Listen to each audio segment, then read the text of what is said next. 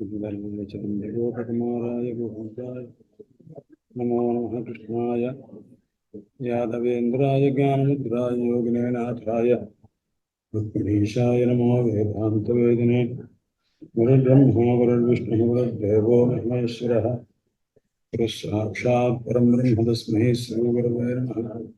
श्रीकामकोटिपीठप्रभवः श्रीचन्द्रशेखरयतीन्द्राः सर्वमतभक्तवन्दितचरणाब्जाः ज्ञानदास्य विजयन्ते धारान् विधेः उदारान् करुणापूरान् कराब्जधृतकीरान् हीरालङ्कृत हारान् जगदाधारान् विभावये धीरानकारादिक्षकारान्तवर्णावैवशारिणी वीणा पुस्तकहस्ताव्यात् प्रणो देवी सरस्वती या वर्णपदवाक्यार्थ गद्यपद्यस्वरूपिणी वाचिनिर्तयतुक्षुप्रं मेधां देवी सरस्वती सीता चन्द्रशेखरयतीन्द्राः सर्वमतभक्तवन्दितचरणाब्जाः ज्ञानदास्य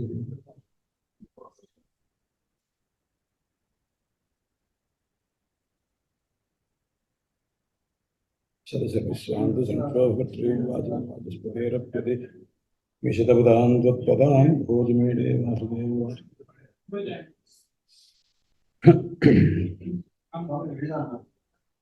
సద్గురు పరదేవతా కృప చేత ఈ ఆధ్యాత్మిక ప్రవచన పరంపర గత 3 రోజుల నుంచి కూడా చాలా బాగా సాగుతూ ఉన్నది. అందులోనే భాగంగా శ్రీమద్ భాగవతం గురించి చెప్పే భాగ్యం నాకు కూడా అందించారు. అయితే భాగవతం అనేది ఇంతకు ముందే మీకు విన్నవించినట్లుగా అది శాస్త్రమని అనుకున్నాం.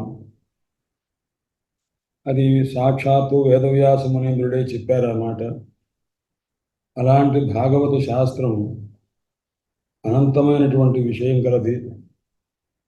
అందుచేత అక్షరములు అల్పం కావచ్చు, అల్ప సంఖ్యలో ఉండవచ్చు, అర్థము అనంతమైనది. అయితే నిన్నటి రోజున భాగవత మహాత్మ్యం 6 అధ్యాయముల గ్రంథం 2వ అధ్యాయం దాకా సుమారుగా క్లుప్తంగా చెప్పుకున్నాం. సనకాది మహర్షులు ఒకానొక సందర్భంలో బదరికాశ్రమం దగ్గర ఉంటూ ఉండగా నారదుల వారు భక్తి జ్ఞాన వైరాగ్యములు, భక్తి అనే తల్లి, జ్ఞాన వైరాగ్యములు పుత్రుడు జీర్ణావస్థలో ఉన్నారు, తల్లి యవ్వనావస్థలో ఉంది. అలాంటి సందర్భంలో నారదుల వారిని చూచి, నాయన, నా కుమారులను జీర్ణావస్థ నుంచి తరుణావస్థ యవ్వన స్థితి కలిగేట్టు అనుగ్రహించమని ప్రార్థిస్తే ఆ మహానుభావుడు సనకాది మహర్షులున్న వైపు వెళ్ళారు. అంతకుముందు అనేక తీర్థక్షేత్రములన్నీ చూసి వీళ్ళకి మళ్ళా ఎలా యవ్వనం వస్తుందా, ఏం చేస్తే వస్తుందా అని మహాప్రయత్నం చేశారు. ఆ ప్రయత్నం చేసిన సందర్భంలో ఆయన అనేక క్షేత్రాలు వెళితే చివరికి ఆయనకి అశరీరమైన వాక్కు ఒకటి వినిపించింది. సత్కర్మ సమాచార, మంచి పని చేయవలసింది అని. ఈ మాటే అశరీరవాణి వినిపించింది తప్ప సత్కర్మ అంటే ఏమిటి అనేది స్పష్టం కాలేదు. అందువల్ల దానికోసం ఆయన ఎంతో ప్రయత్నం చేసి పెద్దలందరినీ అడిగారు. నారదుల వారిని చూసి ఆ పెద్దలంతా, నాయన, నీకే తెలియాలి, భగవదంశతో ఆవిర్భవించిన వాడవు, మేమేం చెప్పగలం, మమ్మల్ని అడగటం ఏమిటి, మేము చెప్పడం ఏమిటని అందరూ కూడా పక్కకు తప్పుకున్నారు. అలా వెళుతూ ఉండగా సనకాది మహర్షులు కనిపించారు. సనకాది మహర్షిని ఈయన చూడల, మనస్సు వ్యాకులతతో ఉన్నది కాబట్టి మనస్సుకు ఏకాగ్రత లేదు. ఆ కారణం చేత ఎదురుగుండగా ఉన్న మనిషిని కూడా మనం గుర్తించలేము. మనకు మనస్సు ఏకాగ్రత లేనప్పుడు అవతల వ్యక్తి చెప్తున్న విషయాన్ని కూడా వినలేము. అందుచేత మనోహేతు సర్వేషాం ఇంద్రియాణం ప్రవర్తనే, మనస్సు అనేటువంటిదే సమస్త ఇంద్రియములకు ప్రవర్తకమవుతుందన్నారు. కాబట్టి ఆ మనస్సునకు అమనీభావే ద్వైతం నైవోపలభ్యతే, మరణాత్మక విచారమే లేకపోతే ద్వైతం ఉండదు అని. అందుచేత మనస్సుకు ఏకాగ్రత లేకపోవడం వల్ల సనకాది మహర్షుల్ని ఎదురుగా కనిపించినా చూడలేదు. అప్పుడు వారు అడిగారు, నాయన నారద, దగ్గరుండి చూస్తూ కూడా ఏమయ్యా గుర్తించలేదేమి అని అనేసరికి అప్పుడు ఆయన ఖిన్నవదనుడై ఉన్నారు.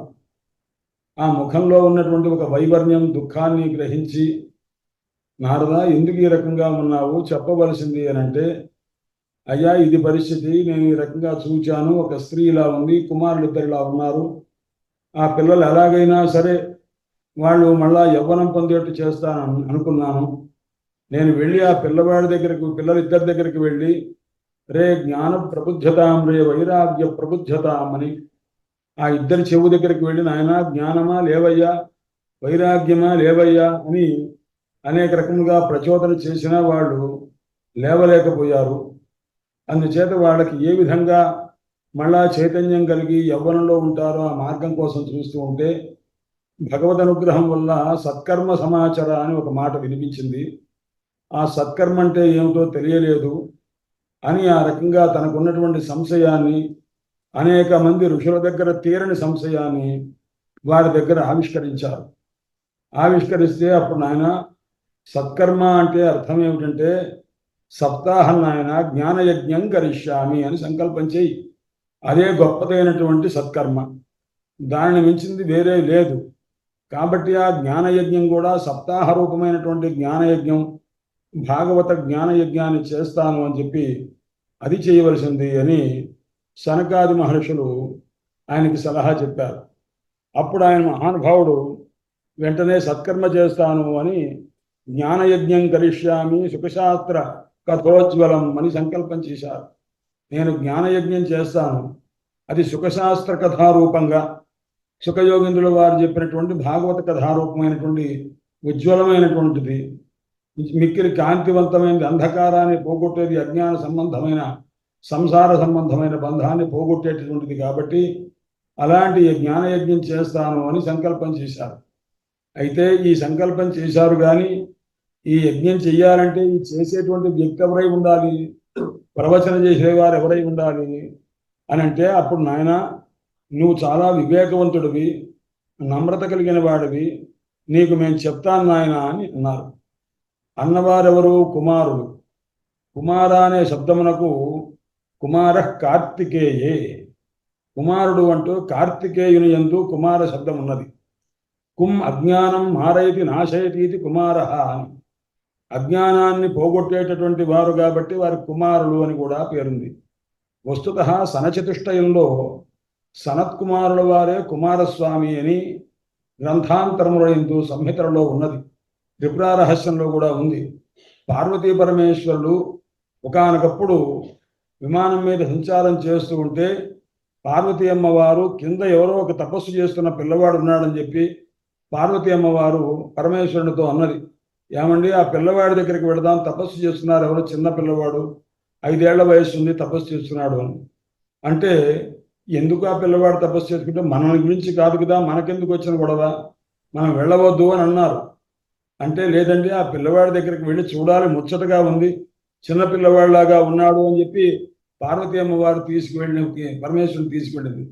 పరమేశ్వరుడు కొద్దిగా మాట్లాడకుండా ఉన్నారు. ఉండేసరికి ఆవిడ అన్నది, ఏమండి ఆ పిల్లవాడిని కొద్దిగా ఎలాగైనా సరే నాయన నీకు వరం ఇస్తానని వరం అడగండి అని అన్నారు. అనేసరికి అతను అడగలేదు, నా పృష్ట కశ్చిత్ బ్రూయాదు, మనకెందుకు, నేను చెప్పిన మాట విను అన్నారు పార్వతీదేవితో. ఆమె వినల. లేదండి ఆ పిల్లవాడిని ఏమిటి ఉత్తితుండయ్యేట్టు చెయ్యండి, చేసి ఆ పిల్లవాడికి మనం వరం ఇవ్వాల్సిందే, ఇంత దూరం వచ్చాం కదా అన్నది. అనేసరికి ఆ పిల్లవాడిని ఎలాగైతే ఆమె ఉత్థితుడై తపస్సు నుంచి బయటకు వచ్చాడు, ధ్యానం నుంచి ఉన్ముఖుడయ్యేట్టు చేశారు. ఆ బయటకు వచ్చి తర్వాత ఆ ఆయన నీకు వరం ఇస్తాను అని అన్నారు పరమేశ్వరుడు. ఆ పిల్లవాడు నేనే నీకు వరం ఇస్తాను అని అన్నాడు. అనేసరికి పార్వతీ అమ్మవారు ఆశ్చర్యపడింది. మనం వరం ఇస్తే కాదన్నవాడు ఇప్పటిదాకా ఎవ్వరు లేరు, అది వద్దు అంటాం వేరే, నీకే నేను వరం ఇస్తానన్నాడే అంటే అప్పుడు వెంటనే పార్వతీ అమ్మవారు అంది, ఏమంటే అడగండి, నువ్వు నా కుమారుడుగా పుట్టాలని అడగండి అని అన్నది. అనేసరికి వెంటనే పరమేశ్వరుడు అన్నాడు, నువ్వు నా కుమారుడుగా పుట్టాలయ్యా అన్నాడు. నీకు మాత్రం కుమారుడుగా పుడతానన్నాడు ఆయన.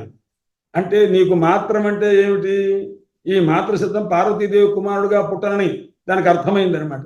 అంటే నీకు మాత్రం అన్నాడు ఏమిటండి అన్నాడు. కాబట్టి ఆ మాతృశబ్దానికి అర్థం అడగండి అన్నారు. ఇంత లోపల ఆయన అదృశ్యమైపోయాడు అంతే.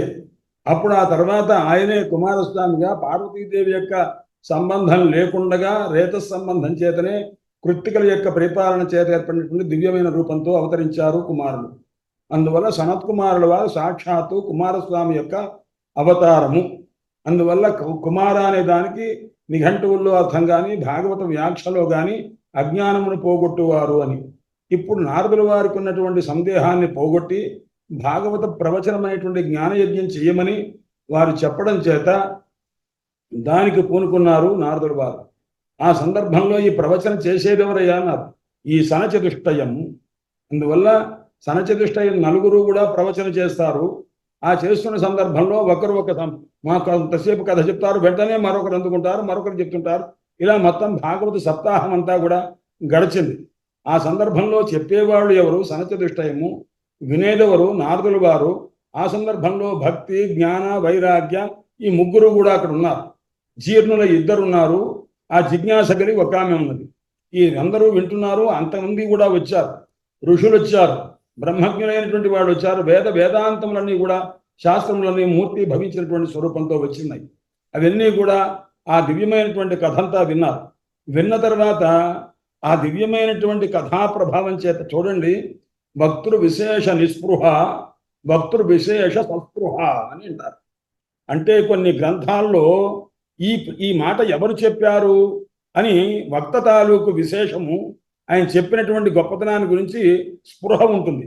ఇది చెప్పింది రామచంద్రమూర్తి రకంగా అన్నారు అని అంటే, రామచంద్రమూర్తి వచ్చిన రామాయణంలో ఉన్నటువంటి వచనం తీసుకొని రామచంద్రమూర్తి అన్నారు, అభయం సర్వభూతేభ్యో దదామ్యేతద్ వ్రతం మమ అన్నారంటే రామచంద్రమూర్తి ఆ రకంగా అన్నారయ్యా అని మనం అంటాం. వాల్మీకి మహర్షి అన్నారని అన్నారు. వాల్మీకి మహర్షి చెప్పినటువంటి కథలో ఉన్న రామచంద్రమూర్తి పాత్ర అంటే ఆ వక్త యొక్క గొప్పతనమే తెలియబడుతుంది. అందువల్ల అక్కడ భక్తుడు విశేష సస్పృహ, ఎవరు చెప్పారో ఆ చెప్పిన వ్యక్తి యొక్క విషయంలో స్పృహ ఉండాలి. అదే భృగుర్వై వారుణి వరుణం పితరమపు సుధార అధీహి భగవో బ్రహ్మేతి అని ఉందనుకోండి. అక్కడ ఆహా వారుని ఏ రకంగా అడిగాడయ్యా మహానుభావుడు అనకూడదు. అక్కడ వారుని అడిగినట్టు కాదు, ఆయన తండ్రి గారు చెప్పినట్టుగా కాదు, ఇది శృతి చెప్పిందంతే. ఇంకా ఇక్కడ మాత్రం భక్తుడు విశేష నిస్పృహ, అక్కడ స్పృహ ఉండే పని లేదు. అక్కడ తెలుసుకోవడమే తప్ప అంతకంటే ఎవరు చెప్పారు, ఏ పాత్ర ద్వారా మనం తెలుసుకున్నాము అని కాదు. మాకు మన సుఖ అవబోధార్థమే అక్కడ ఆ గురు శిష్య సంవాద రూపంగా చెప్తుంది తప్ప శృతి మాత అంతకంటే వేరు కాదు. అందుచేత ఇక్కడ ఈ మహానుభావులైనటువంటి ఈ సనకాది మహర్షులు చెప్తున్నటువంటి దివ్యమైనటువంటి కథను వినటానికి అందరూ వచ్చారు. సమస్తమైన ఋషులు వచ్చారు. అందులో కొంతమంది అభిమానం కలిగిన వాళ్ళే ఉన్నారు. ఎందుకంటే మనం ఇంత చదువుకున్నటువంటి వాళ్ళం, భాగవతం పురాణం వినటానికి మనం వెళ్ళడం ఉంటాయా? మనం ఇన్ని వేల సంవత్సరాలు తపస్సు చేసుకుంటాం, హాయిగా మనం ప్రశాంతంగా వేదాంత విచారణ చేస్తూ ఉందాము అనుకున్నారు. వేదాంత వాక్యేషు సదారమంతో భిక్షాన్న మాత్రేణ చ తుష్టివంత అశోకవంత కరుణైకవంత కౌపీనవంత ఖలు భాగ్యవంత అని భగవత్పాద శంకరుడు చెప్పినట్టుగా అలా కొంతమంది విరక్తి భావాన్ని పొందారు. అప్పుడు చెప్పారు, నాయన నీకంటే చాలా గొప్ప విరక్తి గలవారు సుఖయోగీంద్రుడు వారు. ఆత్మారామాశ్చ మునయ నిర్గ్రంథ అప్యురుక్రమే కుర్వంతి అహైతుకీం భక్తిం ఇత్తం బోధగుణో హరి. నువ్వేమిట్రా నాయన, నీ యొక్క వైరాగ్యం అంతా, నీకున్న జ్ఞాన సంపత్తి అంతా, నీకంటే కూడా మహా గొప్ప జ్ఞాన సంపత్తి కలిగిన సుఖయోగింద్రుల వారే వేదాంతం మొత్తాన్ని విడిచిపెట్టి కృష్ణ పరమాత్మకు సంబంధించిన ఒక శ్లోకం వినంగానే మనస్సంతా చెలించిపోయి అక్కడి నుంచి లేచి వచ్చి మళ్ళా ఆ సగుణ సాకారమైన పరమాత్మ యొక్క లీలను గ్రహించడం కోసం పరిగెత్తుకుంటూ వచ్చాడే. కాబట్టి నీకెందుకయ్యా అటువంటి భృగుముక్ష, ఆ భృగు మొదలైనటువంటి మహానుభావుడు ఆయన అన్నాడు, నాయన ఆ మాయాతాన్ని ఎవరైతే రానంటున్నారో భాగవత శ్రవణానికి వాళ్ళందరూ మీరు రండి, మీరు ఆ అభిమానాన్ని విడిచిపెట్టండి. అభిమానం సురాపానం. ఆయన అభిమానం అంటే ఏమిటయ్యా అన్నాడు. మద్యపానంతో సమానం రా అన్నారు. రౌరవం సమం. గౌరవం కావాలని కోరుకోవడం ఎటువంటిదిన్నారు? రౌరవ నరకంతో సమానం అన్నమాట. ప్రతిష్ట సూకరి ఇష్ట. ప్రతిష్ట అంటే ఏమిటి, కీర్తి అంటే ఏమిటయ్యా అన్నాడు. ఆడపంది పెంటయ్యా అన్నారన్నమాట. అదేమిటండి, అక్కడ కూడా మగపంది పెంట అనకుండా ఆడపంది పెంటను ఎందుకన్నారండి అన్నారు. ఆడపంది పెంట ఎరువుకు ఉపయోగించదు, మగపంది పెంట అయితే ఉపయోగిస్తుంది. కాబట్టి ప్రతిష్ట సూకరి విష్ట అంటే ఆడపంది పెంట లాంటిది ప్రతిష్ట కీర్తి అంటే అది ఎందుకు ఉపయోగించదని చెప్పడం. అందువల్ల త్రయం త్యక్త్వా హరిం భజేత్, త్రయం త్యక్త్వా గురుం భజేత్ అన్నమాట. అందువల్ల ఈ మూడు విడిచిపెట్టి జాగ్రత్తగా ఉండండి. అందువల్ల మీరు కాస్త అభిమానాన్ని విడిచిపెట్టండి. అభిమానాత్ నాయాతాన్ భృగు భృగుముక్షా, వాళ్ళు పిలిచి లేదు మీరు అహంకారం విడిచిపెట్టి రండి, మనకే అంతా తెలుసు అనుకోకండి నాయన, మనకు తెలియదు నహి సర్వం వినా జ్ఞానాతి, ఈశ్వరుడు తప్ప అన్నీ తెలిసిన వాడు ఎవ్వరూ లేరు, అందువల్ల లేచి రండి రాబాయ్ అని చెప్పి ఋషులందరినీ కాస్త తీసుకొచ్చి కూర్చోబెట్టారు. కూర్చోబెడుతుంటే చెప్తున్నది ఎవరో గ్రహించాలి. అన్నీ సనకాది మహర్షులు చెప్తున్నారు. ఆ చెప్పేటప్పుడు ఏ రీతిగా చెప్పారు, ఎంత భక్తితో చెప్పారో ఆ విషయం అంతా గ్రహించాలి మనం. అంటే ఒక సన్నివేశాన్ని మనకు చూపించినప్పుడు ఆ వ్యక్తులు చెప్పేవారు ఎవరు, వారి యొక్క జన్మ కర్మలు ఏమిటి, వారి సంస్కారం ఏమిటి, సనకాది మహర్షుల యొక్క స్థితి ఏమిటి, అదంతా కూడా. ఎందుకంటే సనకాది మహర్షుల్ని ఆయన మీరంతా సంసారంలో ఉండండి రా అంటే ఉండను నాన్నగారు మేము అని అన్నారు. అనేసరికి వెంటనే ఆయన కోపం వచ్చింది. కానీ ఏం చేస్తారు, ఊర్ధ్వరేతస్కులైనటువంటి వాళ్ళని ఏమీ చేయలేక ఆయన ఊరుకున్నారు. ఎందుకంటే దాంట్లో ఉన్నటువంటి దోషం ఉన్నది. ఆ దోషాన్ని వాళ్ళు గ్రహించినటువంటి వారై వాళ్ళు ఎప్పుడైతే ఉన్ముఖులు కాలేదో వెంటనే ఆయన ఏం చేశారంటే ఈ మానసపుత్రులైనటువంటి వీళ్ళని కాకుండా ఇంకా కొంతమందిని ఆ దక్ష ప్రజాపతి మొదలైన వాళ్ళని సృష్టి చేశారు. వీళ్ళని మనసులో నుంచి సృష్టి చేసి తపస్సు చేసి సృష్టి చేశాడు. తపస్సు చేసి సృష్టి చేయబడినటువంటి ఈ సంతానము జ్ఞానపూర్ణులై ఉన్నారు. అందువల్ల ఈసారి ఇలా కాదని శరీర అవయవాల్లో నుంచి సృష్టించాడు ఆయన. శరీర అవయవాల్లో నుంచి సృష్టించిన వాళ్ళంతా ప్రజాపతులై ఉన్నారు. వారి వల్ల లోకాభివృద్ధి అంతా అయింది. ఈ రకంగా జరిగింది కాబట్టి అలాంటి మానసపుత్రులైనటువంటి వాళ్ళంతా కూడాను నావసన్, వాళ్ళంతా ఎవరు కూడా సంసారాన్ని కోరుకోలేదండి. అలాంటి మహనీయులైన వాళ్ళు, విరక్తులైన వాళ్ళు చెప్పిన భాష వేరే, వాళ్ళకున్న భక్తి వేరే, వాళ్ళకున్న స్థైర్యం వేరే. అదే గృహస్థుకున్నటువంటి ప్రవచనం, దాని ధైర్యం వేరు, దాని స్వరూపం వేరే. అందువల్ల సుఖయోగింద్రుల వారి యొక్క ప్రవచనం వేరే, సూతాదుల యొక్క ప్రవచనం వేరే, దాని తాలూకు లక్షణం వేరేగా ఉంటుంది. అందువల్ల మనం గ్రహిస్తే శాస్త్రాన్ని బట్టి జాగ్రత్తగా భాగవతం చూస్తేనే తెలుస్తుంది ఆ మాటల్లో ఉన్నటువంటి అంతరార్థం అంతా కూడా. అందుచేత ఇంతకీ ఈ రకంగా ఎప్పుడైతే వారు చెప్తూ ఉన్నారో అత్యంత శ్రద్ధాళువులై మహనీయులైనటువంటి వాళ్ళంతా కూడా వింటున్నారు. ఆ వినే సందర్భంలో చివరిలో ఒక కథంతా 7 రోజుల పాటు కథ చెప్పారు. నారదుల వారు కూడాను ఒకసారి భాగవతం వినడం, రెండోసారి ఇది భాగవతం వింటాం. ఇంతకు ముందు ఎప్పుడు విన్నారయ్యా అన్నారు. వారి తండ్రి గారు బ్రహ్మదేవుడు చెప్పినప్పుడు విన్నారండి ఈ భాగవతం విన్నారు. అప్పుడే భాగవతం చెప్పేవారయ్యా అన్నారు. నిర్గుణ భాగవతం చెప్పారు. బ్రహ్మదేవుడు శ్రీ మహావిష్ణువు వల్ల విన్న చతుశ్లోకి భాగవతం అహమేవ ఆసమేవ అగ్రే నాణ్యతో సదస్త పరం అన్నమాట. ఆయన అహమేవ ఆసమేవ అగ్రే పరమాత్మ చెప్పారు. బ్రహ్మదేవుడితో సృష్టి చేయటం నాన్నగారు నాకు చేత కాబట్లేదు, ఏ రకంగా నేను చేయగలను మీరు చెప్పవలసింది అని అన్నారు. అనేసరికి 4 శ్లోకాలు చెప్తున్నాను నాయన. విషయం ఏమిటి అన్నాడు. జీవుడంటే ఎవరు అనేది పరమాత్మ ఒక స్వరూపము. పరమాత్మ స్వరూపం అంటే ఏమిటి అది తెలుసుకో. జీవుడు, పరమాత్మ, జగత్తు, మాయ, ఈ 4 విషయాల మీదనే మొత్తం ఉందన్నమాట. అందుకోసం దీన్ని చతుశ్లోకి భాగవతం అంటారు. అందువల్ల జీవతత్వం అంటే చెప్పారు, పరమాత్మతత్వం చెప్పారు, మాయాతత్వం చెప్పారు, అలాగే దివ్యమైనటువంటి సంసారం తాలూకు గతి జగత్తత్వం, ఈ 4 కూడా చెప్తున్నారన్నమాట. అందుచేత ఈ 4 శ్లోకాల్లో చెప్పి దీన్ని బట్టి ఏది నిత్యమో ఏది అనిత్యమో, ఇది ఇధా మహాంతి భూతాని అని చెప్పి వాటి తాలూకు అనిత్య స్వరూపం ఎలా ఉంటుందో చెప్పారు. తర్వాత ఆత్మమాయామృతే, ఆయన మాయ తప్ప ఇంకొకటి ఏదీ లేదురా అన్నారు. ఎందుకంటే మాయ అంటే ఏమిటండి అన్నారు. అవిద్య వేరు, మాయ వేరు వేదాంత శాస్త్రం ప్రకారం. అందుకని దానికి లౌకికమైన ఒక లక్షణం ఏం చెప్పారంటే స్వవ్యామోహకరి మాయ, పరవ్యామోహకరి మాయ, వ్యామోహకరి అవిద్య అన్నారు. అవిద్య ఏం చేస్తుందయ్యా అన్నాడు. మనల్ని మోసం చేస్తుందయ్యా అన్నారు. అంటే మనల్ని ఏం చేసింది అవిద్య అన్నాడు. పెద్దగా ఏం చేయలేదండి. పరమాత్మ స్వరూపం మనమై ఉంటే మనకున్న పరమాత్మ స్వరూపం మనకు తెలియకుండా చేసింది. ఎప్పటిదాకా చేసిందయ్యా అన్నాడు. ఆ జన్మాంతం చేసింది. ఎప్పుడన్నా కలిగిందే అన్నాడు. కలిగింది అని మనం అనుకోవడం మాట తప్ప కలిగిందే అంటే లేనే లేదయ్యా అన్నారు. అందుచేత అది ఎటువంటిదయ్యా, అవిద్య ఏం చేస్తుంది, స్వవ్యామోహకరి, మన స్వరూపం మనకు తెలియకుండా చేస్తే అది అవిద్య అయిందయ్యా అన్నారు. పరవ్యామోహకరి, ఒక ఐంద్రజాలికుడు ఉంటాడు. ఇంద్రజాలం వాడు ఏం చేస్తాడు, అవతల వాడిని తన యొక్క ఇంద్రజాల విద్య చేత మోహపరుస్తుంటాడు. అప్పుడు ఏమవుతున్నది, పరవ్యామోహకరి మాయ అన్నమాట. ఇతరులను వ్యామోహపరుస్తుంది.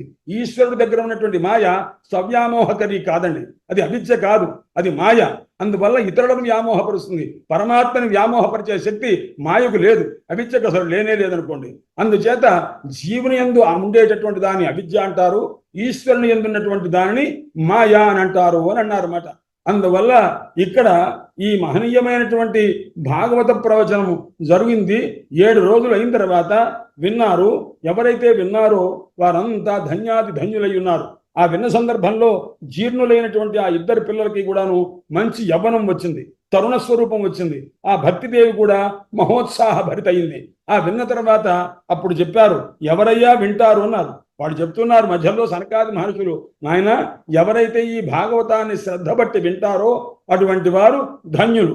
ఎవరైతే మానవ జన్మ ఎత్తి ఇంద్రియములు అన్నీ చక్కగా ఉండి కూడా ఎవరైతే మనుష్య జన్మ ఎత్తి సరి అయినటువంటి స్థితి కలిగి ఉన్నప్పటికీ కూడా ఎవరైతే భాగవత శ్రవణమందు ఆసక్తి లేక ఉంటారో అటువంటి వారి జన్మ ఏమిటయ్యా అన్నారు. గోఖరవత, చాలా హీనమైనటువంటిది, హీనమైన జన్మయ్యా అన్నారు. భాగవతం 2వ స్కంధం చివరిలో వస్తుంది. ఈ మానవుణ్ణి మెచ్చుకునేవారు ఎవరయ్యా అన్నారు. 4 ఉన్నారండి అన్నారు. అంటే మానవుణ్ణి అందరూ నిందించినా 4 మాత్రం మెచ్చుకుంటుంటారట. ఎవరయ్యా అన్నారు. శ్వ విడ్వరాహ ఉష్ట్ర ఖరై సంస్థుత నరపశు అన్నమాట. అంటే మనల్ని మెచ్చుకునేవాళ్ళు ఎవరయ్యా అన్నారు. అంటే భగవంతుని యొక్క కథ యందు ఆసక్తి లేక జీవిస్తూ ఉంటాడు వ్యర్థంగా. అటువంటి వాడిని మెచ్చుకునే వాళ్ళు ఎవరున్నారు. 4 ఉన్నారండి అన్నారు. ఎవరు వాళ్ళు ఉన్నారు. కుక్కలు మనల్ని మెచ్చుకుంటూ ఉంటావిట. అంటే భగవత్ కథాభిముఖుడైన వాడిని కూడా మెచ్చుకునేవాడు కొంతమంది ఉంటారు. ఎవరయ్యా అంటే కుక్కలుట. కుక్కలు ఏం చేస్తామండి అన్నారు. ఎవరన్నా కొత్త వ్యక్తి వస్తే నిష్కారణంగా గట్టిగా భౌ భౌ భౌ అని అరుస్తుంటవి. ఈ మూర్ఖుడు కూడా భగవత్ కథాభిముఖుడైనటువంటి వాడు రజోగుణం చేత తమోగుణం చేత ప్రబలిపోయి వాళ్ళతో మీ ఇంట్లో ఉన్నటువంటి పారిజాత పూలు మా ఇంట్లో పడుతున్నవి, ఎవడయ్యా దీన్ని చిమ్ముకునేదని బ్రహ్మాండంగా పొద్దున్నే లేచి పోట్లాడి గట్టిగా అరుస్తూ ఉంటాడు అనుకోండి. అటువంటి వాడు రజోగుణం కలిగినటువంటి వాడు. అలా వాడు ఎలా అరుస్తున్నాడు అంటే నిష్కారణంగా ఎవ్వరు లేకుండా పక్కన ఇంట్లో వాడు బయటకు వచ్చి గొడవ పెట్టుకోవాలని గట్టిగా అరుస్తుంటాడు అనమాట. అప్పుడు ఈ కుక్కలు ఉన్నామంట. కుక్కలు చూస్తూ అనుకుంటాను, వీడు చూసావా మనలాగానే ఉన్నాడు, మనలాగా మనం గట్టిగా అరుస్తుంటాంగా, వీడు కూడా మనలాగానే అరుస్తున్నాడు అని చెప్పి మనవాడు అనుకుంటున్నట్ట. ఇంత లోపల పందులు వచ్చినట్ట, వీడు మీవాడు కాదు మావాడు అని. ఎందుకంటే వీడి తర్వాత బయటికి వెళ్ళి ఏది పడితే అది తింటుంటాడు. ఆ ఫాస్ట్ ఫుడ్ సెంటర్ అని చెప్పి ఆ మిక్సర్ బండ్ల దగ్గరికి అక్కడ నించొని ఏది పడితే ఎలా పడితే అలా నించుంటాడు. వీడు తినవలసిన పద్ధతి అది కాదు. కాకపోయినా ఇష్టం వచ్చినట్టు తింటుంటాడుగా, వీడు మావాడు. ఎందుకంటే విడ్వరాహము ఎక్కడ రోడ్డు మీద ఏది ఉంటే మరణమైనటువంటి పదార్థాన్ని తింటుందిగా, మనలాగా వాడు తింటూ ఉంటాడు కాబట్టి వీడు మావాడు అని పందులు అనుకున్నవిట. తర్వాత ఒంటెలు అన్నవిట, మీవాడు కాదు మావాడు అని. ఎందుకంటే వంట ఏం చేస్తుందయ్యా అన్నాడు. అంటే దానికి వెన్న ముద్ద పెడితే నోట్లో నుంచి జారిపోతుంది. అదే ముళ్ళ కంచి కాస్త నోట్లో వేస్తుంటే అది ఆ చిగుళ్ళ దగ్గర గుచ్చుకుంటున్నా అదే హాయిగా ఉంటుంది. ఇంట్లో అందరూ కూడా ఏమయ్యా ఏం సంపాదిస్తున్నావు, పెద్ద సంపాదించింది ఏముంది, ఏం పెట్టావని గృహస్థుని ఇంట్లో పిల్లలతో భార్య బంధువులు అందరూ కూడా తిడుతూ ఉంటే కూడా పోలే మన వాళ్ళే తిట్టారు, ఊళ్ళో వాళ్ళు తిట్టలేదు కదా అని సర్దుకుంటూ ఒక రోజున విరక్తి కలిగిపోయి ఇంట్లోంచి బయటకు వెళ్ళిపోదామని ఇంకా రాకూడదనుకున్నట్ట. అనుకున్నవాడు రోజు కంటే గంట ముందు వచ్చేసాట. ఎందుకయ్యా అంటే ఇది సంసారం కదా, అందుకోసం ఆవిడ పరిగెత్తుకుంటూ వచ్చేశాడు. ఆ రకంగానే ఉష్ట్రం ఏ విధంగా అయితే కఠినమైన పదార్థాన్ని రుచిగా స్వీకరిస్తూ ఉంటుందో వీడు కూడా నిందని కూడా ఇంట్లో చేసేటువంటి ఆ భార్యా బిడ్డలు చేసే నిందని అసమర్థుడని చెప్పేటువంటి మాటల్ని కాస్త వాడు స్థుతిగా తీసుకొని వాడు పెందరాడే వచ్చేస్తుంటాట. అందువల్ల వీడు మావాడు అని ఒంటెలు కాస్త వాడిని పొగిడినవిట. ఇక చివరి వాడు ఉన్నారు గాడిదలు కూడా అన్నవిట. ఏమిటయ్యా అంటే వీడు మావాడు. ఎందుకయ్యా మీ వాడు అన్నాడు. ఆడగాడిది కాలుతో తంతు ఉంటే మగగాడిద మనకి అయినా సరే సర్దుకొని తన్నైనా సరే దాని వెంట పెడుతుంటా. అలాగే వీడు స్త్రీలాలసుడై ఈ రకంగా ఉంటాడు అని ఈ లక్షణాలు ఉండడం చేత మావాడు అని పోట్లాడుకుంటున్నవి. ఇంతకి వీడు ఎవడివాడు అని అంటే వీళ్ళే పోట్లాడుకొని తర్వాత సర్దుకున్నారట. ఏమని మనం ఒక తీర్మానం చేసుకున్న అమెండ్మెంట్ ఒకటి చేసుకుందాం. ఏమిటంటే మనకు ఒక్కొక్క గుణమే ఉంది కాబట్టి మనం మావాడు 4 గుణాలు వీడు ఉన్నాం కదా, వీడు మన అసోసియేషన్ వాడు ప్రెసిడెంట్ అని చెప్పి తోసేశారనమాట. ఎందుకంటే ఎన్ని గుణాలు వాడికి ఉన్నామంటే వాడు చాలా గొప్పవాడై ఉంటాడని చెప్పి అనుకున్నారు. అందుకోసమే శ్వ విడ్వరాహ ఉష్ట్ర ఖరై సంస్థుత నరపశు. అందుచేత ఎవరు నయత్ కథోపేత జాతునామ గదాగ్రజ, ఎవరికైతే శ్రవణమునందు కథోపేత కథతో కూడుకొని లేడో, గదాగ్రజుని యొక్క ఆ దివ్యమైనటువంటి కథ ఎవరైతే శివుల్లో పడలేదో అటువంటి వాడు వాడిని మెచ్చుకునేవాడు ఈ 4 తప్ప 5వ మనిషి ఉండరు రా నాయన. అందుకోసం కాబట్టి తత్రైవ యమునా గంగా గోదావరి తత్ర సరస్వతీ చ సర్వాణి తీర్థాని వసంతి తత్ర యత్ర అచ్యుతోదార కథా ప్రసంగ. ఎక్కడైతే కృష్ణ పరమాత్మ యొక్క దివ్యమైన కథ ప్రసంగం జరుగుతుంటుందో అక్కడ మీకు గంగ లేదనో యమున లేదనో కావేరి లేదనో దిగులు వద్దు. తత్రైవ యమున గంగ, అక్కడే యమున ఉంది, గంగ ఉంది, గోదావరి ఉంది, సరస్వతి ఉంది. సర్వాణి తీర్థాని వసంతి తత్ర, సమస్త తీర్థములు అక్కడే ఉంటవి. ఎత్ర అచ్యుతోదార కథా ప్రసంగ, పద్మపురాణ వచనం. అందువల్ల ఈ రకమైనటువంటి దివ్యమైన కథ 7 రోజుల పాటు జరుగుతున్నది. ఎక్కడ జరిగిందయ్యా అన్నాడు. గంగాద్వారంలో జరిగిందిటండి. గంగాద్వారం అంటారు ఏమిటండి? హరిద్వారం కదా దాని పేరున్నారు. నిజమేనండి, హరిద్వారమే. ఇంతలోప కొంతమంది శివభక్తులు వచ్చారట, అది హరిద్వారం కాదు, అది హరద్వారం అండి. అలా మాట్లాడతారండి. గంగ అంటే శివుడు కదా నెత్తి మీద మోసింది, అందువల్ల అది హరిద్వారం కాదు, పొరపాటు ఏదో తెలిసి తెలియక కొంతమంది అంటున్నారు, కానీ అది హరద్వారం అండి అన్నారన్నమాట. కాదండి హరిద్వారం అని కొంతమంది పోటాడుకుంటున్నారు. అలా కాదండి. ఎప్పుడైనా పితృదేవత తండ్రులు పోతే తల్లులు పోతేనో వాళ్ళ తాలూకు ఆ ఎముక తీసుకొచ్చి అక్కడ వేస్తే హఠద్వారం అండి అన్నారు. అంటే ఒక ఎముక ద్వారా ఆ జీవుడు ఉత్తమగతిని పొందడానికి వచ్చేటువంటి మార్గం అండి అన్నారు. వాస్తవంగా కృష్ణ పరమాత్మ యొక్క నెమలి పింఛం ఉంది కదా, ఆ పింఛం ఎక్కడి నుంచి వచ్చింది అన్నారు. రాధాదేవి పెంచుకున్న నెమలి తాలూకు పింఛం. ఎందుకంటే కృష్ణ పరమాత్మ నాట్యం చేస్తున్నట్టు రాధాదేవి నెమలి వచ్చి నాట్యం చేస్తున్నదట. ఇద్దరు నాట్యం చేస్తుంటే ఎవరు బాగా నాట్యం చేశారంటే కృష్ణ పరమాత్మ చేసిన నాట్యం ముందు ఆ నెమలి కాస్త అలసిపోయిందిటండి. అలసిపోతే అప్పుడు వెంటనే రాధా ప్రియ మంగూరస్య బర్హం మూర్ధ్నా బిభత్యజ అని. అందువల్ల వెంటనే అది అయ్యా స్వామి నేను ఓడిపోయాను నీ ముందు, కానీ నేను నీకేం కానుక ఇవ్వగలను అని ఒక్కసారి నా యొక్క పింఛాన్ని తీసుకుంటారా అని. ఎవరైనా శిరస్సునందున్న దాన్ని తీసుకుంటారు తప్ప పుచ్చం దగ్గర ఉన్న దాన్ని కానుకగా ఇస్తే తీసుకుంటారండి. అలా తీసుకునే ఒక దయ కలిగిన మహానుభావుడు ఎవరయ్యా? కృష్ణ పరమాత్మ. వెంటనే దాన్ని కాస్త శిరస్సును పెట్టుకున్నారట. ఆ పెట్టుకున్న తర్వాతనే ఆయన సిఖిపించ మౌళి అని అంటుంటారు. ఆ మహానుభావుని యొక్క పింఛం ఎక్కడుందండి అన్నారు. ఆయన వేణుగానం చేస్తుంటే ఇలా అన్నారండి, అందువల్ల ఇటు పక్కకు ఉన్నదండి అన్నారు. ఎవరు? వల్లభ సంప్రదాయంలో ఎడమ పక్కండి అన్నారు. వచ్చారు తర్వాత వాళ్ళు నింబార్క సంప్రదాయంలో నాయన కుడి పక్క ఉన్నదయ్యా అన్నారు. దీని మీద బ్రహ్మాండమైన కేసు అయిపోయింది. ఆ కేసు అయిపోయి ఆ భక్తులు ఈ భక్తులు ఎడం పక్క కుడి పక్క అన్నారు. సుమారు 3 సంవత్సరముల పైన వాదోపవాదాలు జరిగినవి. జడ్జి గారికి చికాకు పుట్టింది. అసలు ఇది లేదు అది లేదు, స్ట్రైట్ గా పెట్టండి, ఇంక ఎడం పక్క లేదు పిడి పక్క లేదు బొమ్మన్నారు. అందువల్ల ఇక్కడ హరిద్వారం అంటారేమో, మళ్ళా శైవుల కోపం వచ్చే హరద్వారం అంటున్నారు. అందువల్ల గంగాద్వారే అని ప్రారంభం చేశారు. అది గంగ యొక్క ద్వారం అండి అన్నమాట. ఇక్కడి నుంచి వెళ్ళండి నాయన బాగా ఉంటుందని చెప్పి. అందుచేత ఆ గంగాద్వారంలో సనకాది మహర్షులు సప్తాహం చెప్తే ఆ దివ్యమైనటువంటి రీతిగా ఆ జ్ఞాన వైరాగ్యములు యవ్వన భావాన్ని పొందితే ఆ సందర్భంలో వాళ్ళు ఫలం చెప్పారన్నమాట. నాయన ఎటువంటి వారైనా సరే, ఎంత హీనమైనటువంటి కృత్యములు చేసిన వారు, మహాపాప కర్మలు చేసిన వారు కూడా అలాంటి వారు ఉత్తమ గతిని పొందేటటువంటి స్థితి ఉంది. దేని చేత? నగాహ శ్రవణోరు ధర్మే. నగాహ శ్రవణం, నగములంటే 7 సప్త కులపర్వతాలు ఉన్నవి. నగ అహ అంటే 7 రోజుల పాటు శ్రవణం చేసినట్లయితే దానివల్ల దివ్యమైనటువంటి గతి పొందుతారు. ఎటువంటి వాళ్ళైనా సరే, ఎటువంటి దాంభికాహ మత్సరిణ ఏ మానవాహ పాపకృతస్తు సర్వదా. ఎలాంటి వాడు వినవచ్చానడు? ఎవరైతే పాపకర్మలు చేశారో అటువంటి వాడు, దురాచారంలో ఉన్నవాడు, ధర్మ మార్గములకు విరుద్ధ మార్గంలో ఉన్నవారు, అటువంటి వాడు మొత్తం కూడాను అలాంటి వాడు కలో పునంతితే కరిలో అటువంటి వాళ్ళు ఎవరు వాళ్ళే ఉంటారుగా. అందుకోసం వాళ్ళు మెజారిటీగా ఉంటారు. వాళ్ళనే చెప్పారు, ఇంకెవరయ్యా వినేది కథ అన్నారు. అలాంటి వాళ్ళే వింటారు. వచ్చి ఇది విన్నంత మాత్రం చేత ఆ పాపములన్నీ కాస్త దూరంగా పోతవి నాయన అని చెప్పి ఆ లిస్ట్ అంతా ఇచ్చారు. బ్రహ్మస్థ పుష్టాహ, బ్రాహ్మణ ద్రవ్యాన్ని అపహరించి బాగా పుష్టిగా ఎవరైతే ఉంటారో అటువంటి పాపిష్ఠులు కూడా పొరపాటున కనుక ఈ భాగవత శ్రవణం చేత కృతార్థులవుతారు నాయన అని చెప్పి వారి తాలూకు విషయం చెప్పారు. అయితే ఈ విషయం ఇదంతా కూడా చెప్పి సనకాది మహర్షులు ఒక కథ చెప్పారు. అత్రతే కథయిష్యామి ఇతిహాసం పురాతనం. నాయన అంతా చెప్పిన తర్వాత నీకు ఈ విషయంలో భాగవత శ్రవణం అంతా అయిపోయిన తర్వాత నీకు కథ చెప్తున్నాను ఈ విషయంలో వినవలసింది అన్నారు. అదేమిటయ్యా అన్నారు? ఇతిహాసం అన్నారు. ఇతిహాసం అంటే ఏమిటండి అన్నారు. ఇతిహాసం అంటే ఇతి అంటే మృత్యువు అని అర్థం. మృత్యువు యొక్క హాసం ఎక్కడ ఉందో దాని ఇతిహాసం అంటారు అన్నమాట. ఇన్ని గతం అనే ధాతువు నుంచి తిని ప్రత్యయం వస్తే ఇతి అవుతుంది. ఇతేహ మృత్యోహో హాసహ ఇతిహాస అంటే భారతము ఇతిహాసం అంటే అన్నారు. ఏముందండి అక్కడ అన్నారు. వాడు చచ్చారు, వీడు చచ్చారు, వీడు చచ్చారు, వీడు చచ్చారు, ఇంత కదా చచ్చిపోయింది కదా, అందరు పోవటమే కదండి. పోయిన తర్వాత వైరాగ్యం కలిగింది, ఆ మాటలే కదండి జరిగింది అక్కడ. అందువల్ల ఇతి అంటే మృత్యుదేవత యొక్క హాసం జరిగింది కాబట్టి అది ఇతిహాసము అన్నారు ఒకటి. కాదు నాయన, ఇతి అంటే ఇణ్ణగతం అనే ధాతువునకు గత్యర్థకం జ్ఞానార్థకము. ఇతి అంటే జ్ఞానం. జ్ఞానస్య హాస జ్ఞానహాస.